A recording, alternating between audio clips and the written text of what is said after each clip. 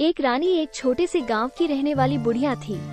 वो अकेली रहती थी। उसका सहारा सिर्फ उसकी छोटी सी कुटिया और खेत में लहलहाती फसलें थी। एक शाम जब रानी खेत से लौट रही थी तो रास्ते में उसे एक घायल चिड़िया मिली। उसकी तीली टूटी हुई थी और वो कमजोर आवाज में चहचहा रही थी। रानी का दिल पसीज गया। उसने चिड़िया को ध्यान से उठाया और अपनी कुटिया ले गई। वहाँ उसने जड़ी बूटियों से उसका इलाज किया और उसे दाने खिलाए। धीरे धीरे चिड़िया स्वस्थ हो गई। रानी उससे बहुत प्यार करने लगी। उसने उसे चंपा नाम दिया। कुछ दिनों बाद चंपा फिर से उड़ने लगी, मगर जाने की बजाय वो रानी के आसपास ही रहती।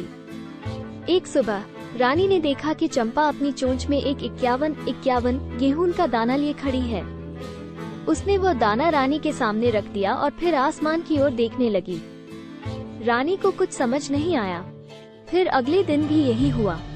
चिड़िया एक और गेहूं का दाना लेकर आई और रानी के सामने रख दिया। ये सिलसिला चलता रहा। हर दिन चिड़िया एक गेहूं का दाना लेकर आती। धीरे धीरे रानी को समझ में आ गया।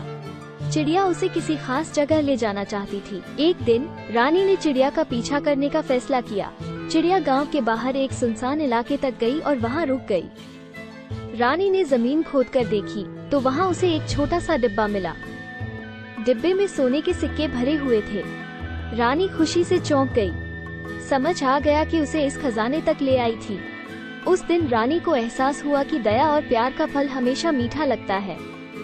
उसने चिड़िया को प्यार से दुलारा और उसे वापस जंगल में छोड़ दिया। रानी ने खजाने के कुछ सिक्कों से अपना जीवन यापन किया और बाकी सिक्कों को जरूरतमंदों की मदद के लिए दान कर दिया।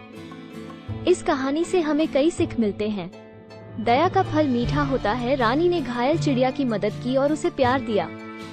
वापस में चंपा ने रानी को खजाने तक ले जाकर उस दया का, वापसी में चंपक ने रानी को खजाने तक लेकर उस दया का पुरस्कार दिया।